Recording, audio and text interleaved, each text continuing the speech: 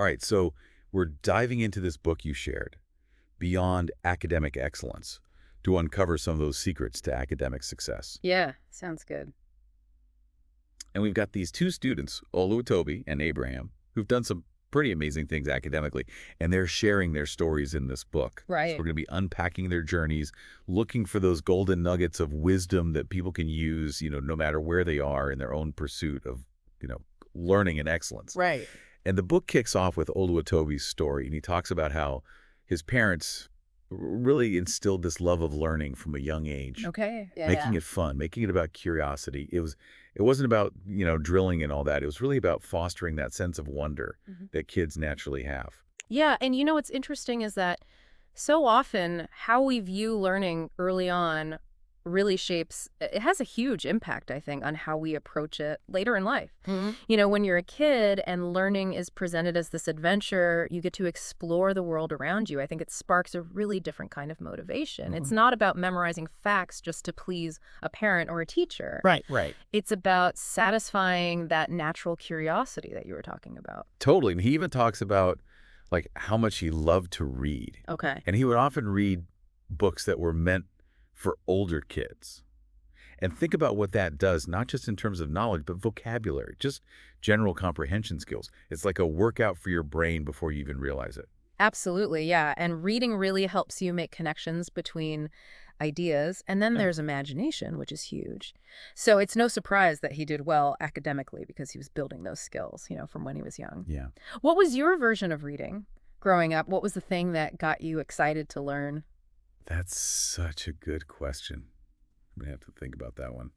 But, things took an interesting turn for Oluwatobi when he hit the world of standardized tests. Oh, yeah. Those high-pressure exams that can feel like they're going to make or break your future. Oh, absolutely. And I think for a lot of students, they can be a real wake-up call because it suddenly becomes less about enjoying the learning process and more about performing under pressure, Right. meeting those external benchmarks. And he admits that he fell into some of those common traps. Yeah. He started skimming, cramming, those surface level tactics, instead of really going for that deep understanding he cultivated before. He even talks about this analogy of like striking only 3 times. Okay. And it's a reference to this story in the Bible about a king who misses a huge opportunity because he hesitates. Wow. And it's just this powerful metaphor, like it makes you think about what does it really mean to strike in your own life? Right. Is it enough to just show up and go through the motions, or does real success, require a little bit more, Yeah. a little bit more than 3 attempts? What would it look like to fully invest in the areas where you really want to excel? Yeah, that's a really good question. So that idea of really investing in those areas where we want to excel leads us to Oluwatobi's university years. Now, you might assume that someone with his background would, be aiming for the top honors, Right. that coveted first-class degree. Right. But his story takes a bit of a different turn here. It does. Yeah. And this is where, understanding the Nigerian academic system is important. Right. Because when Oluwatobi talks about aiming for a second-class upper degree, Okay. that might sound a little strange to some ears. Right. Yeah. But in the Nigerian system, Right. it's still very respectable. Okay. But it's not the highest distinction. Gotcha. So he's basically saying, I'm going for really good, Right. but I'm not going to push myself to be exceptional. Yeah, it's like I'm going to do good, but maybe not my absolute best. Right. And I think a lot of us can relate to that, those internal limits that we set for ourselves. Oh, absolutely. Yeah. It's the comfort zone. Yeah. It's so tempting. And, Oluwatobi's experience, I think, becomes a case study in what happens when we get too comfortable. Right. He talks about going through the motions at university, like he's attending lectures, he's taking notes, but he wasn't really engaging with the material on a deeper level. Right. Not really going deep. And he even talks about how back in 2011, internet access wasn't as like readily available, Right.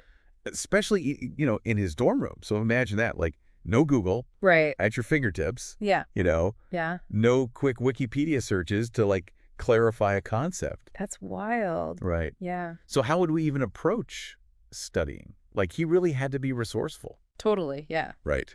Reliance on those physical textbooks, Right. the library, really immersing himself in the material in a different way. Yeah, and it makes you think, right? Like, we have so much information at our fingertips today. We do. Are we really using it for deep dives like this one? Or are we letting those tools become crutches? It's a really good point. Hmm. And, Olutobi's story, it takes this unexpected turn Okay. when something totally outside of his control throws a wrench in his plans. Okay. And that is a nationwide university strike Yeah. organized by the Academic Staff Union of Universities, Okay. or ASU as they call it. Gotcha. So imagine this. Campuses across the country shut down. Wow. Lectures canceled, everything's on hold indefinitely. Right. You would think that would be a recipe for disaster Yeah. for someone who's trying to improve their grades. But for Oluwatobi, it becomes this turning point. Interesting. It really does. Yeah. And I think it circles back to what we were talking about earlier about those strikes we face in life. Right. Those challenges and setbacks. Yeah. They can feel like these insurmountable obstacles.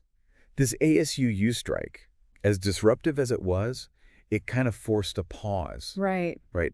A moment of reckoning.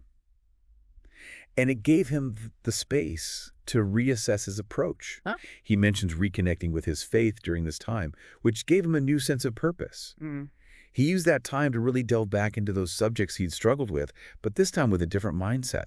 It's almost like that strike shook him out of his comfort zone. Wow. Resilience in action. Right. Yeah. It's like those detours and disruptions we face can actually become catalysts for growth. They can be, yeah, if we allow ourselves to really learn from them. And this is where things really start clicking for Olutobi. Okay. He calls this his turbo rocket phase, Okay. where he puts all these practical strategies into play. Okay. And one of the key catalysts for this was stumbling across a book called Power Learning.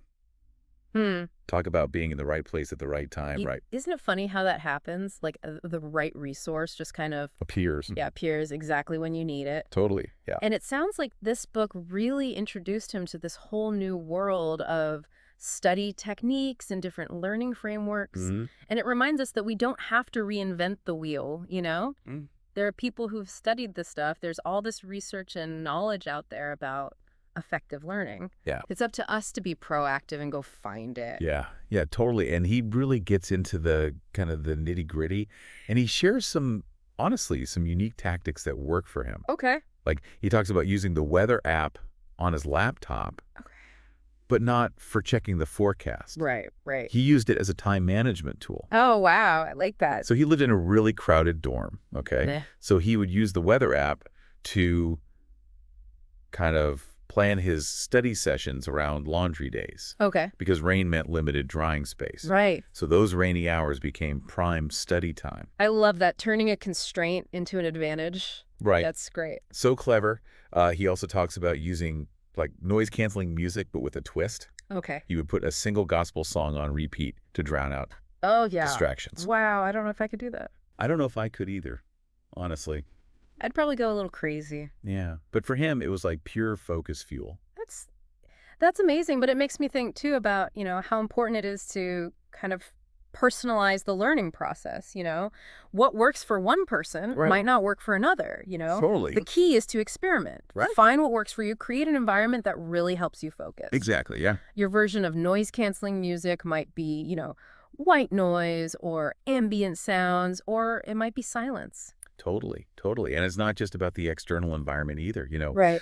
Olutobi also talks about tuning into your intuition, like listening to that inner voice. Yeah. And he tells a story about almost skipping a picnic with friends. Okay. Mm-hmm. Because he had this big test coming up, but something told him to take a break. Interesting. And it was during that break that he had this breakthrough moment. Wow. Like a missing piece of the puzzle just clicked into place. Wow, that's great. And he aced the test. Amazing. And it just reminds us that, sometimes stepping away from the books, Yeah. giving your mind a chance to rest and recharge can actually lead to those aha moments. It's so true. Sometimes you need that distance to gain clarity, Yes. to see the bigger picture. Yes. And, we can't talk about this book without talking about Abraham, Right. who achieves those perfect scores. Right. And he attributes a lot of his success to his faith and the power of positive thinking. And what's fascinating about that is there's actually a lot of research that supports that. Have you ever heard of Carol Dweck's work on growth mindset? I have. It's this idea that our abilities are not fixed, right? That Yes. they can be developed through effort and learning. Yeah, it's not just about, being born smart. Right. It's about believing in your ability to grow and learn. And Exactly. Abraham's story really embodies that growth mindset. It does. He shares the story about someone discouraging him from studying math, saying it was too difficult. Wow. But instead of letting that doubt get to him, Abraham decided he was going to prove them wrong. He had that belief. He did, Yeah. and he made it happen. So powerful, and it makes you think about the voices that we surround ourselves with, Yes. right? Yeah. Are we letting doubt and negativity hold us back? Yes. Or are we, surrounding ourselves with those who believe in us?